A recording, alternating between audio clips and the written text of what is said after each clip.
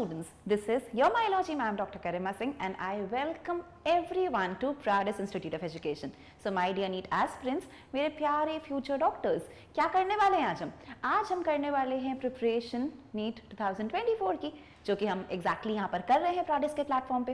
तो आप हमारे YouTube चैनल पे हो, आपका बहुत बहुत स्वागत है। और हम करने वाले हैं आज 50 NCERT MCQ solve.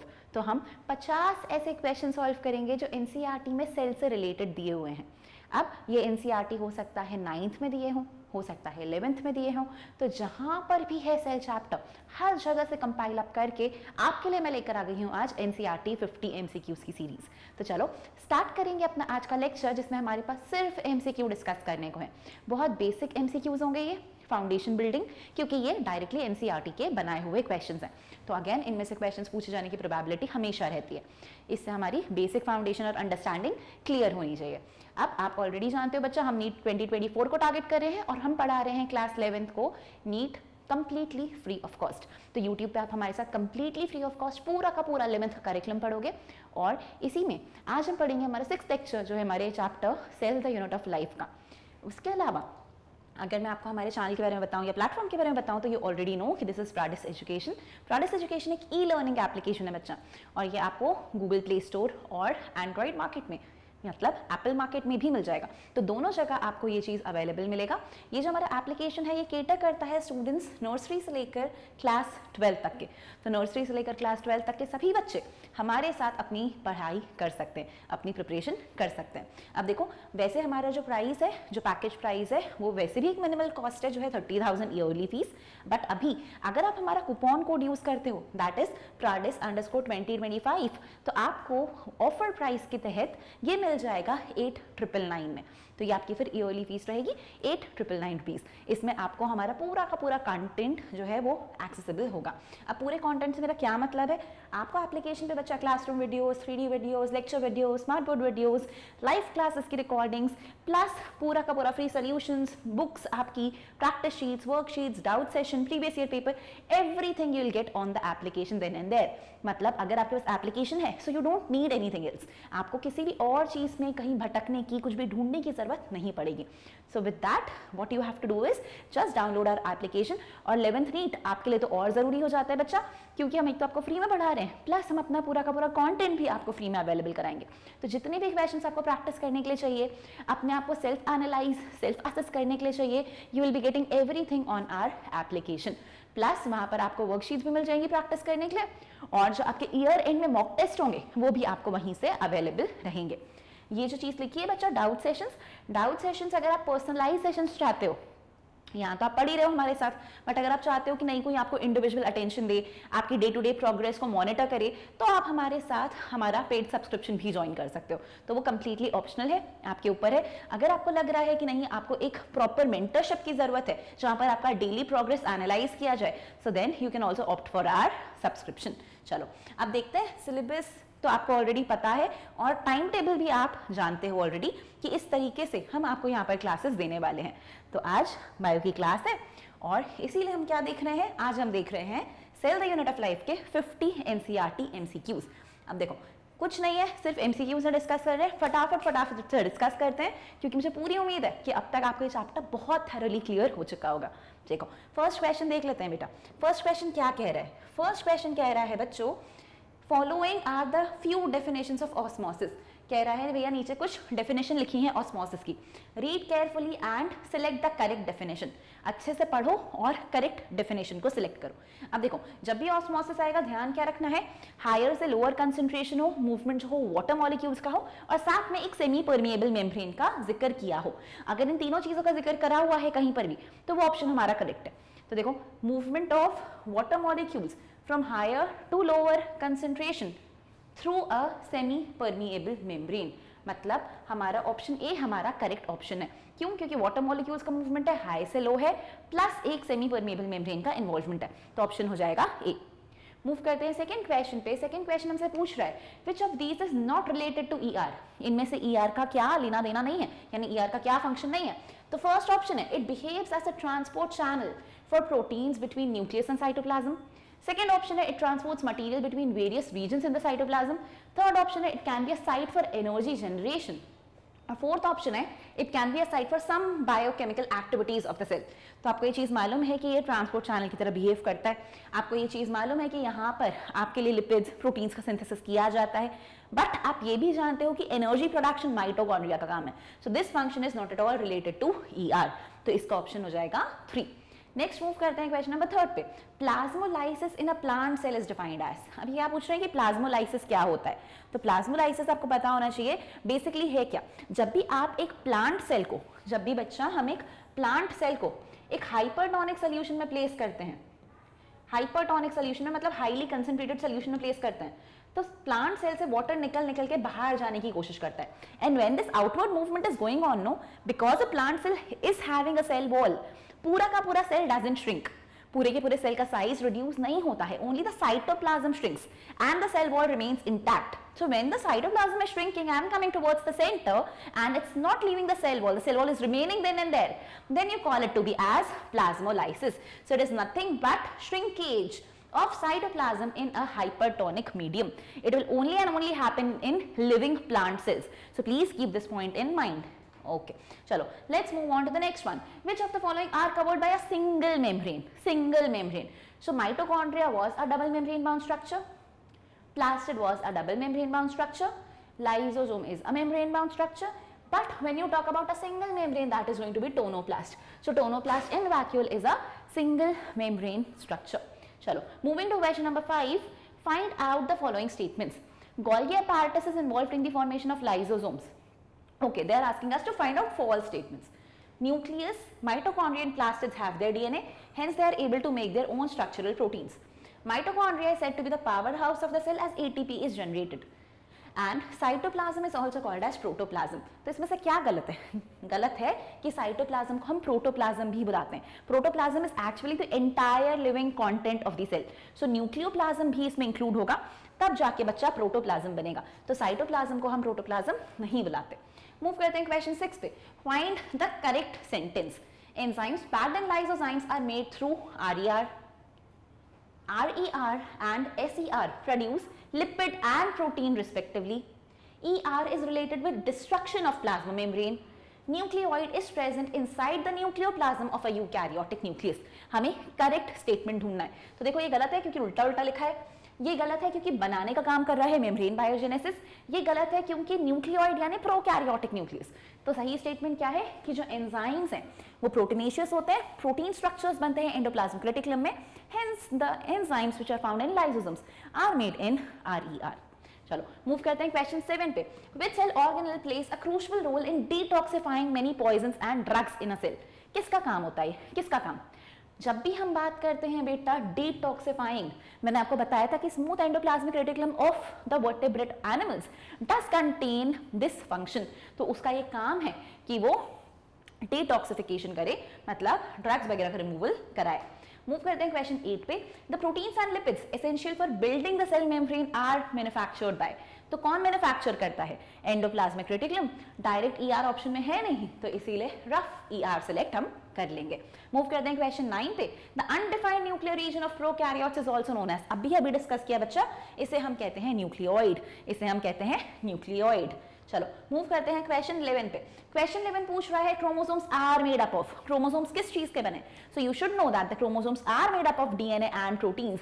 The proteins are histone proteins which are the basic proteins and some other non-histone proteins and some RNA too. So इन सारी चीजों का बना होता है आपका क्रोमोसोम। तो यहाँ पर हमारे पास एक ही ऑप्शन, इसमें दोनों चीज लिखी है, तो एटलीस्ट हम यहाँ पर उसको सिलेक्ट कर सकते हैं। अपार्ट फ्रॉम दिस अगर यहाँ पर एंड RNA लिखा होता तो वो भी इसी आंसर में चला जाता। चलो मूव करते हैं। Which of the following option are not the function of ribosomes, कि इनमें से राइबोसोम का क्या फंक्शन एग्जैक्टली नहीं है? First, it is helping in the manufacture of protein molecules, it helps in the manufacture of enzymes, it helps in the manufacture of hormones, it helps in the manufacturing of starch molecules, it helps in the manufacturing of starch molecules. अब देखो यहाँ पर जिस तरीके से option दिए हैं बच्चा, ये चीज हमें बहुत क्लियर होनी चाहिए कि राइबोसोम्स का काम होता है प्रोटीन सिंथेसिस, राइबोसोम्स का काम होता है प्रोटीन सिंथेसिस, और एंजाइम्स भी प्रोटीनेशियस होते हैं, एंजाइम्स भी प्रोटीन के बने होते हैं। तो जो इसमें से पक्का आंसर नहीं है वो है डी, कि डी इसका आंसर नहीं हो सकता। ठीक है, डी इसका आंसर नहीं हो सकता। अब इसका आंसर हो क्या सकता है देन? इसका आंसर आइडियल कंडीशंस में होना चाहिए था 1, 2 एंड 3, पर क्योंकि मेरे पास 1, 2 एंड 3 ऑप्शन नहीं है और राइबोसोम्स को मैं बुलाती ही प्रोटीन फैक्ट्रीज हूं, तो जिस ऑप्शन में मेरे पास 1 है मुझे वो ऑप्शन सेलेक्ट करना पड़ेगा। तो 1 और 2 मेरे पास एक ऑप्शन है, तो मैं 1 और 2 सेलेक्ट कर लूंगी, which is option number A. But अगर मेरे पास 1, 2, 3 तीनों ऑप्शंस होते तो I would have gone for that, because hormones भी प्रोटीन के बने हैं, एंजाइम्स भी प्रोटीनेशियस होते हैं, except for ribozyme which is made up of RNA. Okay, चलो मूव करते हैं क्वेश्चन नंबर 12 पे। Which of the following can be made into crystal? Which of the following can be made into crystal? So I've told you एक nucleoprotein का structure है virus. The virus can be turned into protein crystals. So it is only having a crystalline proteinaceous coat and the genetic material inside. So this is that structure which can be converted into a crystal. Moving to question number 13, my dear children, the question is, a cell will swell up if, कि cell आपका कब फूलेगा, किस condition में? तो option क्या दिया है? Option दिया है the concentration of water molecules in the cell is higher than the concentration of water molecules in the surrounding medium.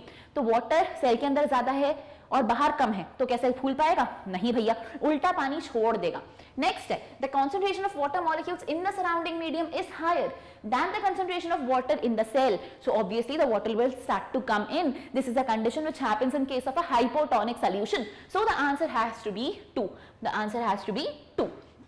Talking about the next question, that is the cell organelle involved in forming complex sugars from simple sugars is. Simple sugar से complex sugar बनाने का काम कौन करता है? So if you remember the line, हमारे पास ये चीज ऑलरेडी है कि जो भी चीजें बन रही हैं, जो भी चीजें बनती हैं ईआर वगैरह में, उनको मॉडिफाई करने का काम किसके पास है? It is with Golgi apparatus. तो सारी चीजों को कॉम्प्लेक्स में कन्वर्ट करना, glycolipid, glycoprotein, what is that? Glyco, that is sugar. तो ये वाला काम करता है हमारे लिए गोल्गी अपैरेटस। मूव करते हैं क्वेश्चन 15 पे। Which of the following is not a function of vacuole? कि वैक्यूल इनमें से क्या नहीं करने वाला है? तो vacuole, my dear children, storage करता है। ठीक है, सेल सैप में मटेरियल को स्टोर करके रखता है, टर्जिडिटी और रिजिडिटी प्रोवाइड करता है प्लांट सेल को, उसका काम ही है कि इस चीज का ध्यान दे। वेस्ट एक्सक्रीशन का काम करता है in amoeba. Okay, we have learn this. Contractile vacuole है वहां पर। जो काम नहीं करता है दैट इज लोकोमोशन। तो मूवमेंट का काम that is not related with vacuole. Moving to the next question, that is amoeba requires its food through the process termed as. Amoeba अपना food कैसे acquire करता है? So it's gonna engulf its food with the help of its membrane. So this is known as endocytosis. This is known as endocytosis. अंदर ले लेना cell के, that is endocytosis, engulf करके. Moving to the next question, cell wall of which one of these is not made up of cellulose? ठीक है बच्चा, पढ़ने में ऐसी गलतियां मत करना, ध्यान रखना क्वेश्चन पढ़ते time. Not, false, true, wrong, सारी चीजें ध्यान से पढ़नी है। Cell wall of which one of this is not made up of cellulose? तो भैया देखो, हाइड्रिला वाटर प्लांट है, मैंगो प्लांट है, कैक्टस प्लांट है, और प्लांट्स की सेल वॉल बनी होती है सेल्यूलोज की। Bacterial cell wall on the other hand is certainly not made up of cellulose. You already know it is made up of peptidoglycan. So A has to be the answer. Moving to question number 18. Silver nitrate solution is used to study. अब ये एक ऐसी चीज है बच्चा जो हमने अभी तक नहीं पढ़ी थी, पर यहाँ से हमने एक नया क्वेश्चन भी ढूंढ लिया है, हमें एक नई चीज पता चल गई है कि सिल्वर नाइट्रेट सोल्यूशन से किस चीज को हम पढ़ पाते हैं। तो ये क्लास 9th की बुक में लिखा हुआ है और इससे हम पढ़ पाते हैं बच्चा गोल्गी अपैरेटस को। So Golgi apparatus is the cell organelle which can be studied with the help of silver nitrate solution. तो ये चीज हमें ध्यान रखनी है, यहाँ से क्वेश्चन बन सकता है, क्योंकि वो लोग क्या कहेंगे, हमने एनसीईआरटी का सिलेबस बोला है और एनसीईआरटी 11th ऐसे ही पहुंच गए कि बिना 9th पढ़े, तो इसीलिए 9th की बुक में जो है हमको वो तो आना ही आना चाहिए। चलो अब मूव करते हैं क्वेश्चन 19 पे। Organelle other than nucleus containing DNA, organelle other than nucleus containing DNA. तो मैम याद हो गया है, थक गए हैं बता बता के कि माइटोकॉन्ड्रिया और प्लास्टिड्स के पास होता है। यहाँ पर प्लास्टिड तो ऑप्शन है नहीं, आंसर बड़ा आसान है, माइटोकॉन्ड्रिया के पास खुद का डीएनए है। चलो मूव करते हैं क्वेश्चन 20 पे बच्चा। Kitchen of the cell, kitchen of the cell, खाना कौन बना रहे, कौन बना रहे भाई? क्लोरोप्लास्ट बना रहा है। ग्रीन पिगमेंट्स है, लाइट को ट्रैप करता है, फोटोसिंथेसिस करता है, hence it is known as kitchen of the cell. Move करते हैं क्वेश्चन नंबर 21 पे। Lipid molecules in the cells are synthesised by, किसका काम है? गोल्गी apparatus का। So it is the Golgi apparatus which is responsible for making up the lipid molecules. चलो move करते हैं क्वेश्चन 22 पे। Cells arise from pre existing cell, this was stated by, किसने बताया था? रुडोल्फ वर्चाओ ने बताया था मैम। तो आंसर क्या हो जाएगा? आंसर हो जाएगा बी, आंसर हो जाएगा बी। मूव करते हैं क्वेश्चन 23 पे। Cell theory was given by, cell theory देने वाले कौन है? शील्डन एंड श्वान। तो शील्डन और श्वान ने दी थी हमें सेल थ्योरी। मूव करते हैं बच्चा क्वेश्चन 24 पे। The only cell organelle which can be seen in a prokaryotic cell, only cell organelle, so what do you see? You see only 70s type of ribosomes. तो वहां पर आपको सिर्फ 70s ribosomes मिलेंगे। Question number 25, organelle without a cell membrane. तो non membrane bound cell organelle कौन है? ये भी तो बच्चा राइबोसोम ही है, the one which is made up of RNA and proteins. तो आरएनए और प्रोटीन्स का बना हुआ राइबोसोम्स विदाउट एनी मेम्ब्रेन होता है। मूव करते हैं क्वेश्चन नंबर 26 पे। लाइसोसोम्स अराइज फ्रॉम, तो हमें तो ये मालूम ही है मैम, गोल्गी अपैरेटस से अराइज होते हैं। अब देखो नेक्स्ट क्वेश्चन क्या है? 1 माइक्रोमीटर इज, एक माइक्रोमीटर कितना होता है? तो एक माइक्रोमीटर होता है बच्चा 10 to the power -6 metres, 10 to the power -6 metres. Millimetre होता तो क्या होता? 10 टू द पावर -3 मिलीमीटर्स। तो इस तरीके का क्वेश्चन भी पूछते हैं। चलो select the odd one out, कि इसमें से क्या ऑड है, हमको ये सिलेक्ट करना है। फर्स्ट ऑप्शन है the movement of water across a semi permeable membrane is affected by the amount of substances dissolved in it. Membranes are made up of organic molecules like lipids and proteins. Molecules soluble in organic solvents can easily pass through the membrane. Plasma membrane contains chitin sugar in plants. ठीक है, तो बाकी तीनों चीजें सही है। All the three statements are correct. But when you talk about plasma membrane, it is always made up of lipids and proteins. The cell wall is made up of chitin, and that too in fungi, not in plants. Okay, so please keep that in mind that this is the wrong statement. Moving to the next question, that is question number 29. Centrosome occurs in, कि centrosome आपको किस में देखने को मिलेगा? Plant cells में, animal cells में, कुछ एनिमल सेल्स में और कुछ लोअर प्लांट सेल्स में, या फिर सब में? किस में देखने को मिलेगा सेंट्रोसोम? तो सेंट्रोसोम हमको देखने को मिलता है बच्चा only in animal cells, only in animal cells. So you'll find it only in the animal cells. Moving to question number 30. A common characteristic feature of plant sieve tube cells and most of the mammalian erythrocyte is, क्या होता है? क्या होता है इनमें? They are the cells which do not have a nucleus, so they are enucleate. इनके पास nucleus नहीं होता, so the option has to be absence of nucleus. So the option has to be absence of nucleus. Next question है select one which is not true for ribosome. कोई एक select करो जो ribosomes के लिए correct नहीं है। Option क्या है कि 2 सब यूनिट से बना होता है, पॉलीसोम बनाता है, mRNA से अटैच रह सकता है, प्रोटीन सिंथेसिस में उसका कोई काम नहीं होता। और पूछा क्या है? Not true. तो भाई राइबोसोम तो है ही प्रोटीन फैक्ट्री, तो प्रोटीन फैक्ट्री का प्रोटीन सिंथेसिस में काम नहीं होगा क्या? तो बाकी तीनों चीजें एकदम सही है। गलत है ऑप्शन डी, गलत है ऑप्शन डी। मूव करते हैं बच्चा नेक्स्ट। नेक्स्ट क्या है हमारे पास? Which one of these is not a eukaryote? इनमें से कौन यूकैरियोट नहीं है? तो जो प्रोकैरियोट है वो यूकैरियोट नहीं है। इसमें कौन सी बड़ी बात है? Euglena, spirogyra, Agaricus. यूग्लिना क्या है? यूग्लिना एक प्रोटिस्ट है। स्पाइरोगायरा क्या है? स्पाइरोगायरा एक एल्गे है यानी प्लांट है। अगैरिकस क्या है? एक फंजाई है। मतलब तीनों के तीनों यूकैरियोट्स है। ऑन दी अदर हैंड ये जो एनाबीना है, याद करो एनाबीना और नॉस्टॉक क्या होते हैं? साइनोबैक्टीरिया, और साइनोबैक्टीरिया होते हैं प्रोकैरियोटिक। तो आंसर हो जाएगा बच्चा बी, एनाबीना। मूव करते हैं क्वेश्चन नंबर 33 पे। Which of the following stains is not used for staining chromosome? इनमें से किसको आप क्रोमोसोम स्टेन करने के लिए यूज नहीं करोगे? नहीं करोगे। अब देखो ये क्वेश्चन भी एक बहुत इंपॉर्टेंट क्वेश्चन है, एग्जाम्पलर का क्वेश्चन है 11th क्लास का ही, बहुत इंपॉर्टेंट है। क्या पूछ रहा है? किसको क्रोमोसोम की स्टेनिंग के लिए यूज नहीं किया जाता? तो यहां से आपको ये भी याद रखना है किसको किया जाता है। तो बेसिक फ्यूजन को करते हैं, जी हाँ बिल्कुल करते हैं, मिथिलीन ग्रीन को भी करते हैं और कार्मिन को भी यूज करते हैं। इन तीनों चीजों की हेल्प से आप न्यूक्लियस को स्टेन करके क्रोमोसोम्स देख पाते हो। जबकि जो सैफ्रनिन है इसको हम वहां यूज कर रहे थे जहां हम सेल वॉल देखने की बात कर रहे थे। मतलब जब हम ग्राम पॉजिटिव और ग्राम नेगेटिव बैक्टीरिया की बात कर रहे थे तो वहां ग्राम नेगेटिव बैक्टीरिया देखने के लिए हम काउंटर स्टेन की तरह सैफ्रनिन को यूज करते हैं। तो ये क्रोमोसोम्स देखने के काम नहीं आता है, ये मेम्ब्रेन, सेल वॉल उन सबको देखने के लिए रिस्पॉन्सिबल रहता है, यहां पर काम नहीं आएगा। तो बेसिक फ्यूजन मिथिलीन ग्रीन और carbon can be used to see chromosomes. On the other hand safranin won't help you, ठीक है, on the other hand safranin won't help you. चलो मूव करते हैं क्वेश्चन 34 पे। Different cells have different sizes, arrange the following cells in an ascending order of their size.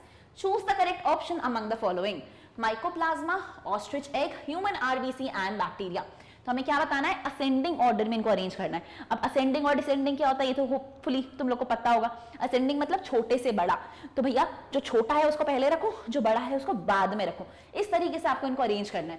सबसे छोटा कौन है यहाँ, ए माइकोप्लाज्मा नंबर 1, दूसरा कौन है बैक्टीरिया, तीसरा कौन है आरबीसी। तो ऑप्शन क्या हो जाएगा 1, 4, 3 एंड 2। तो कौन सा दिख रहा है 1, 4, 3, 2, मतलब option A is the correct answer. चलो मूव करते हैं टू क्वेश्चन नंबर 35। क्वेश्चन 35 क्या कह रहे हैं, which of the following feature is common to prokaryotes and many eukaryotes. तो इनमें से कौन सा फीचर मैक्सिमम प्रोकैरियोट्स के लिए और यूकैरियोट्स के लिए ट्रू है। क्रोमैटिन मटेरियल हुआ होना, सेल वॉल का प्रेजेंट होना, न्यूक्लियर मेम्ब्रेन का प्रेजेंट होना, या फिर मेम्ब्रेन बाउंड सब सेल्यूलर स्ट्रक्चर्स का प्रेजेंट होना। तो कौन सा फीचर ऐसा है जो प्रोकैरियोट्स में भी है और बहुत सारे यूकैरियोट्स में। तो ऑब्वियस सी बात है बच्चा, जो फीचर है वो है सेल वॉल की प्रेजेंस, वो है सेल वॉल की प्रेजेंस, क्योंकि bacterias that is prokaryotic cells do have a cell wall and majority of the eukaryotic organisms, because plants are there in there, you have fungi in there, you have protists in there and they have cell wall. So the option is B. Move करते हैं question number 36 पे। Who proposed the fluid mosaic model of plasma membrane? तो plasma membrane का fluid mosaic model किसने दिया था, तो हमको ये मालूम है मैम, ये दिया था सिंगर और निकोलसन ने। So it was Singer and Nicholson who proposed the fluid mosaic model for the plasma membrane. चलो मूव करते हैं बच्चे आगे और देखते हैं next question, question 37। Which of the following statement is true for secretory cell? इनमें से एक सेक्रेटरी सेल के लिए क्या ट्रू है, गोल्गी अपैरेटस नहीं होता, आरईआर जो है वो बहुत इजीली दिख जाता है इनमें सिर्फ आपको एसईआर दिखता है, और ये जो सेक्रेटरी ग्रैन्यूल्स हैं ये बनते हैं न्यूक्लियस में, ये बनते हैं न्यूक्लियस में। तो ये सेक्रेटरी सेल के बारे में इनमें से क्या ट्रू है, इनमें से क्या ट्रू है, उनको अगर कुछ सिक्रीट करना है तो इनके लिए क्या सही ऑप्शन जाएगा, थोड़ा सोचो। सिक्रीटरी सेल्स बोला है हमने कि इन सेल्स का काम ही सिक्रीशन है, तो क्या उनके पास गोल्गी अपैरेटस नहीं होना चाहिए, क्या उनके पास आरईआर जो है वो बहुत इजीली दिखने वाला होना चाहिए, सिर्फ उनके पास स्मूथ एंडोप्लाज्मिक रेटिकुलम होना चाहिए क्या, या फिर ये जो सेक्रेटरी ग्रैन्यूल्स हैं ये उनके न्यूक्लियस में बनते हैं। So what do you think will be the correct answer, quickly guys, quickly think, कि हम कह रहे हैं कि सेक्रेटरी सेल्स में क्या नहीं होना चाहिए। So quickly tell me what do you think shall be the correct answer. चलो नहीं सोच पा रहे या सोच पा रहे हो, चलो देखो, जब भी हम सेक्रेटरी सेल्स की बात करते हैं बच्चा, तो इनमें आपको क्या देखने को मिलेंगे, इनमें आपको आरईआर बहुत इजीली दिखेंगे। अगेन आरईआर इजी दिखने के पीछे रीजन क्या है, बिकॉज इनका काम है बहुत सारे अलग अलग प्रोटीन्स बनाना। तो आरईआर अगर अलग अलग प्रोटीन्स बनाएगा तब जाके तो वो अलग अलग चीजें सिक्रीट कर पाएंगे। तो सेक्रेटरी सेल्स में आपको आरईआर बहुत इजीली विजुअलाइज हो जाते हैं, तो आप इनको बहुत इजीली ऑब्जर्व कर पाओगे इन द आरईआर। तो आरईआर आपको बहुत इजीली दिखेंगे क्योंकि इनका काम होता है synthesis and secretion of protein. तो सिंथेसिस कराना भी इनका काम है, ट्रांसपोर्ट कराना भी इनका काम है। तो अगेन ये आपको सेक्रेटरी सेल्स में बहुत ज्यादा दिखेंगे। ऑन दी अदर हैंड ये सारे स्टेटमेंट गलत है, गोल्गी अपैरेटस उसमें होगा, मॉडिफिकेशन करना पड़ेगा, तो कौन करेगा। सिर्फ स्मूथ एंडोप्लाज्मिक रेटिकुलम नहीं होता, बिल्कुल नहीं, आरईआर तो होगा ही, तब जाके तो प्रोटीन्स बनाएगा और सिंथेसाइज करके सिक्रीट करवाएगा। और सेक्रेटरी ग्रैन्यूल्स न्यूक्लियस में बनते हैं, कतई नहीं। सेक्रेटरी ग्रैन्यूल्स कहाँ बनेंगे, ऐसे जो भी ग्रैन्यूल्स वगैरह बनाने का काम है वो कौन कर रहा है, कौन कर रहा है, सारे ग्रैन्यूल्स वगैरह बनाने का काम कर रहा है आपके लिए गोल्गी अपैरेटस। तो इनको जहां पर भी बनना होगा वो गोल्गी अपैरेटस में बनेंगे। तो यहां से बच्चा हमने ये चीज भी सीख ली। चलो मूव करते हैं क्वेश्चन 38 पे। व्हाट इज अ टोनोप्लास्ट, कि टोनोप्लास्ट क्या होता है। टोनोप्लास्ट क्या है, outer membrane of mitochondria, inner membrane of chloroplast, membrane boundary of vacuole of a plant cell, या cell membrane of a plant cell. आपको बता चुकी हूं, it is a membrane of the plant vacuole. तो plant vacuole की membrane को हम tonoplast बुलाते हैं। मूव करते हैं क्वेश्चन 39 पे। Which of the following is not true for a eukaryotic cell, कि यूकैरियोटिक सेल के लिए क्या गलत है, विच इज नॉट ट्रू। पहला ही ऑप्शन दिया है, cell wall is made up of peptidoglycan, cell wall is made up of peptidoglycan. दूसरा ऑप्शन दिया है 80s ribosomes are found in cytoplasm, mitochondria contains circular DNA, membrane bound organelles are present. तो गलत क्या है, गलत है option A, because the cell wall is not made up of peptidoglycan in eukaryotes, it is made up of peptidoglycan in prokaryotic organisms. तो वहां पर prokaryotic लिखा होता तो आंसर ए सही होता, otherwise it's the wrong option. Move करते हैं क्वेश्चन नंबर 40 पे। Which of the following statement is not true for plasma membrane, इनमें से प्लाज्मा मेम्ब्रेन के लिए क्या गलत है, क्या गलत है। कि प्लाज्मा मेम्ब्रेन प्लांट और एनिमल सेल्स दोनों में होती है, ये गलत है। लिपिड प्रेजेंट होता है बाइलेयर की तरह, ये गलत है। प्रोटीन्स इंटीग्रेटेड रहते हैं, साथ में लूजली एसोसिएटेड रहते हैं, ये गलत है। या फिर कार्बोहाइड्रेट उसमें कभी नहीं मिलता, ये गलत है। सो ऑब्वियसली बात है, carbohydrate is found, carbohydrate is found, तो बाकी तीनों स्टेटमेंट तो सही है। प्लस कार्बोहाइड्रेट भी रहता है, hence D option is the wrong option. Let's move on to question number 41। Question number 41 पे आ गए हैं बच्चा हम, और कितने जल्दी, आधे घंटे से भी कम समय में। तो तुम देख रहे हो हमारी क्या स्पीड हो चुकी है, हम कितने जल्दी क्वेश्चन सॉल्व करने लगे। यही फुर्ती हमें रखनी है, क्योंकि तुम्हें पता है यहां से समय चुराओगे तो जाके फिजिक्स और केमिस्ट्री को दे पाओगे। तो जितना अच्छे से बायो याद होगा, जितने जल्दी बायो के 100 क्वेश्चन अटेम्प्ट करोगे ना, उतने जल्दी तुम्हारा पेपर अच्छा जाएगा, उतना तुम्हें टाइम मिलेगा डिफिकल्ट पोर्शंस पे कंसंट्रेट करने के लिए। तो इसीलिए बायो अच्छे से आना बहुत जरूरी है, सिर्फ आना नहीं, अच्छे से आना बहुत जरूरी है, एकदम टिप्स पे होना चाहिए हमारे। ठीक, कहीं पर भी कोई दिक्कत जाए तो एकदम बेशक बेझिझक ड्रॉप बॉक्स में लिखो, कमेंट्स में लिखो। कोई भी डिफिकल्टी आ रही हो तो नंबर दे रखा है मैंने स्लाइड्स में, कॉल करके अपने मेंटर को कनेक्ट करो, उनसे पूछो कि आप हमारी कैसे हेल्प कर सकते हैं।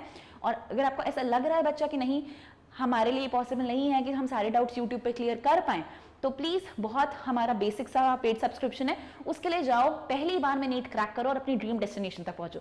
आपकी जो डेस्टिनेशन है ना, उसके सामने चंद हजार रुपए वैसे भी कुछ नहीं लगते।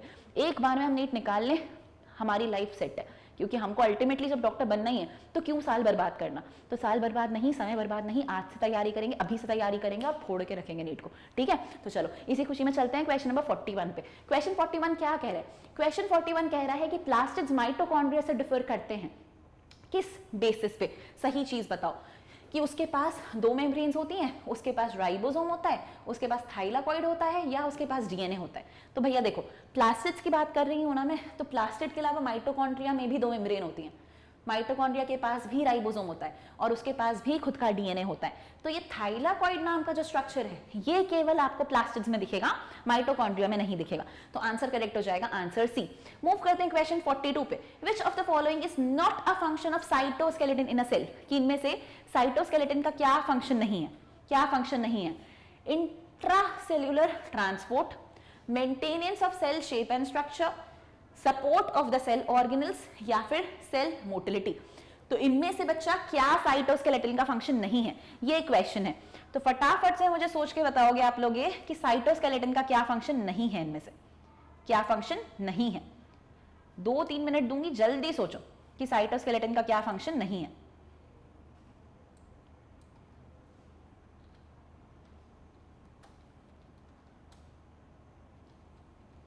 क्या समझ आया भैया? क्या फंक्शन नहीं होता?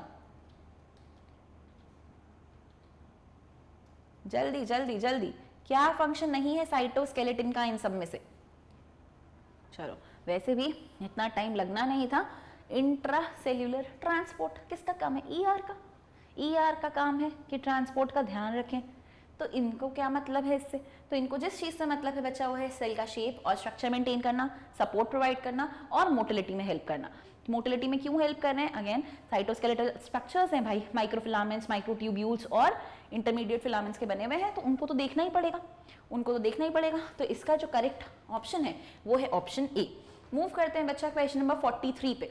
The stain used to visualise mitochondria is, देखो एग्जाम्पलर का पूछा हुआ क्वेश्चन है, और कौन है? Janus green. हमने हमारे 3rd लेक्चर की पहली स्लाइड में ही पढ़ लिया था माइटोकॉन्ड्रिया के बारे में कि जैनस ग्रीन की हेल्प से ही देखना पड़ता है। बुक में लिखा था स्पेशल स्टेनिंग से ही दिखता है, तो जैनस ग्रीन वो स्टेन है। मूव करते हैं क्वेश्चन 44 पे। इसमें से बताना है क्या गलत है, नॉट करेक्ट। रॉबर्ट ब्राउन ने डिस्कवर किया था सेल। शील्डन और श्वान ने फॉर्मुलेट की थी सेल थ्योरी। वर्चाउ ने एक्सप्लेन किया था that cells arise from pre existing cells. Unicellular organisms की सारी एक्टिविटीज एक सिंगल सेल करता है। तो बच्चा, रॉबर्ट ब्राउन ने डिस्कवर किया था न्यूक्लियस। ठीक है, तो रॉबर्ट ब्राउन ने सेल की डिस्कवरी नहीं की थी। Living cell was discovered by Anton von Leeuwenhoek, और डेड सेल्स को जिन्होंने सबसे पहले देखा था दैट वाज रॉबर्ट हुक। तो इसीलिए A option is the wrong option. Move करते हैं क्वेश्चन नंबर 45 पे। न्यू सेल्स जनरेट फ्रॉम, मतलब वही न्यू सेल्स अराइज फ्रॉम। तो न्यू सेल्स किससे अराइज होते हैं? New cells arise from pre existing cell. तो ना चीजों के खराब होने से, ना एबायोटिक मटेरियल से, ना पुराने सेल्स के रीजनरेशन से, सिर्फ और सिर्फ प्री एग्जिस्टिंग सेल से ही न्यू सेल्स का फॉर्मेशन हो सकता है। चलो देख लेते हैं क्वेश्चन नंबर 46। मैच करना है इनको, क्रिस्टे, सिस्टर्नी और थाइलाकोइड। ठीक है, क्रिस्टे, सिस्टर्नी और थाइलाकोइड। क्रिस्टे क्या होते हैं? क्या होते हैं क्रिस्टे? बताओ भैया, क्रिस्टे क्या होते हैं? क्रिस्टे होते हैं infoldings in mitochondria, infoldings in mitochondria. Cisternae क्या होते हैं? सिस्टर्नी क्या होते हैं? सिस्टर्नी होते हैं disc shaped sacs in the Golgi body, disc shaped sacs in the Golgi body. तो क्रिस्टे ये थे हमारे, क्रिस्टा या क्रिस्टे, ठीक है। और जब बात करते हैं डिस्क शेप स्ट्रक्चर्स के, तो ये है हमारे सिस्टर्न बच्चा, ठीक है। और तीसरे की बात कर रहे हैं हम थाइलाकॉइड्स, तो ये है हमारे फ्लैट मेम्ब्रेनस सैक्स इन दी स्ट्रोमा, जो पूरे साथ में मिलके ग्राना बनाते हैं। ओके चलो मूव करते हैं क्वेश्चन 47 पे। Which of the following is correct, कि इनमें से क्या सही है? Cells of all living organisms have a nucleus, both plants and animal cells have a well defined cell wall. In prokaryotes there is no membrane bound cell organelle. Cells are formed de novo from abiotic material. पूछा क्या है, इनमें से क्या correct है? तो सारे sales के पास न्यूक्लियस होता है क्या? कतई नहीं। प्लांट्स और एनिमल सेल्स दोनों के पास सेल वॉल होती है क्या? बिल्कुल भी नहीं। प्रोकैरियोट्स के पास कोई भी मेम्ब्रेन बाउंड सेल ऑर्गेनल नहीं होता, हाँ जी हाँ नहीं होता, ये बात एकदम सही है। और सेल डिनोवो एबायोटिक मटेरियल से तो बिल्कुल नहीं बनते, प्री एग्जिस्टिंग सेल से ही अराइज होते हैं। चलो मूव करते हैं क्वेश्चन 48 पे। Match the following A with B. Smooth ER, क्या काम है इसका? स्मूथ ईआर का क्या काम है? डिटॉक्सिफिकेशन। अब बाकी मुझे आप लोग बता दो भाई, बता दो फटाफट से कि लाइसोसोम का क्या काम है? लाइसोसोम का क्या काम है? लाइसोसोम को मैम कहते हैं सुसाइडल बैग। न्यूक्लियोइड का क्या काम है? न्यूक्लियोइड क्या करेगा आपके लिए? न्यूक्लियोइड प्रेजेंट होगा बैक्टीरिया में, ठीक है, बैक्टीरिया में। फूड वैक्यूल की बात करूंगी तो कहां मिलेगा? फूड वैक्यूल मिलेगा मैम अमीबा में, अमीबा में। और क्रोमैटिन मटेरियल और न्यूक्लियोलिस किसके अंदर मिलते हैं? न्यूक्लियस के अंदर मिलते हैं। So this is how this I am going to match the tables. Now we will move on to question number 49 और देखते ही देखते हम सेकेंड लास्ट क्वेश्चन पे भी आ गए। तो भाई हैट्स ऑफ टू यू कि तुम लोगों ने इतने जल्दी इतने सारे क्वेश्चंस कर लिए हैं। इतने जल्दी इतने सारे क्वेश्चंस कर लेना मतलब तुम लोग को चैप्टर समझ आ रहा है। तो देखो कितने क्विकली हमने पूरा ही चैप्टर रिवाइज कर लिया है क्वेश्चंस की हेल्प से। Read the following pairs of examples, ठीक है। Moss and sponge, bacteria and blue green algae, yeast and amoeba, penicillium and spirogyra. इसमें से वो पेयर सेलेक्ट करना है बच्चों जो बिलोंग करता है प्रोकैरियोट्स को, प्रोकैरियोट्स को। तो by now you already know कि bacteria and blue green algae are prokaryotic, bacteria and blue green algae are prokaryotic. Rest moss हो गया, स्पॉन्जेस हो गए। तो मॉस बिलोंग करता है प्लांट किंगडम को, एक ब्रायोफाइट है। स्पॉन्जेस बिलोंग करते हैं एनिमल किंगडम को, पोरिफेरेंस है। यीस्ट बिलोंग करता है फंजाई को, अमीबा बिलोंग करता है प्रोटिस्ट को, पेनिसिलियम बिलोंग करता है फंजाई को, स्पाइरोगाइरा बिलोंग करता है एल्गे को यानी कि प्लांट किंगडम को। तो बाकी सब यूकैरियोटिक हैं, only bacteria and blue green algae are prokaryotic. Move करते हैं क्वेश्चन नंबर 50 पे। क्वेश्चन नंबर 50 पूछ रहा है the table given below has certain terms and 4 blank spaces named ABCD। तो आपको ABCD भरना है। वो कह रहे हैं अमीबा में कौन सा फीचर या कौन सा पार्ट रहता है, अमीबा में कौन सा फीचर यानी कि कौन सा पार्ट रहता है जो मूवमेंट में हेल्प करता है। तो अमीबा में मूवमेंट में कौन हेल्प कर रहा है? अमीबा में मूवमेंट में हेल्प करेगा बच्चा स्यूडोपोडिया। मूव कर दें नेक्स्ट क्वेश्चन पे कि प्लांट सेल्स में अगर प्लास्टिड्स है तो उनका क्या फंक्शन है? प्लांट सेल्स में अगर प्लास्टिड्स हैं तो उनका फंक्शन है फोटोसिंथेसिस यानी खाना बनाना। मूव करते हैं नेक्स्ट पे कि कौन से सेल्स हैं जो स्पिंडल शेप के होते हैं जिनका काम है कॉन्ट्रैक्ट करना। तो ये होते हैं हमारे muscle cells, smooth muscle cells, जिनका काम है कि वो स्पिंडल शेप के हों और कॉन्ट्रैक्ट और रिलैक्स करें। मूव करते हैं नेक्स्ट पे। नेक्स्ट है हमारा नर्व सेल। नर्व सेल कैसा होता है? नर्व सेल कैसा होता है? नर्व सेल होता है ब्रांच्ड और हेल्प करता है स्टिम्युलाई को जज करने में, मतलब बाहर होने वाले चेंजेस को समझने में, प्लस उसके लिए रिस्पॉन्स जनरेट करने में। So this is the function of D.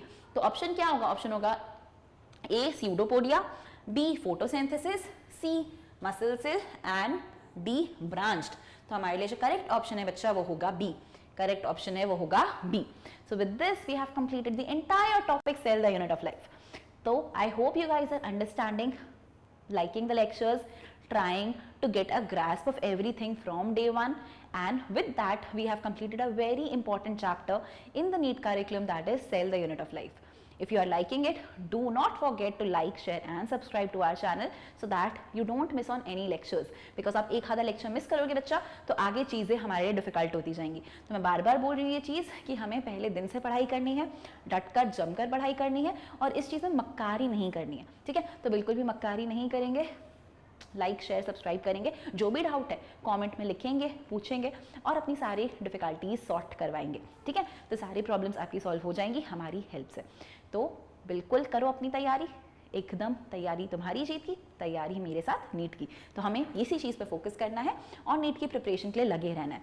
Next chapter हम स्टार्ट करेंगे इन द कमिंग वीक और उसके बाद उसको देखेंगे एक एक करके. चलो, so with that it's a wrap to the lecture. Thank you so much. I will see you in the next class. Bye bye.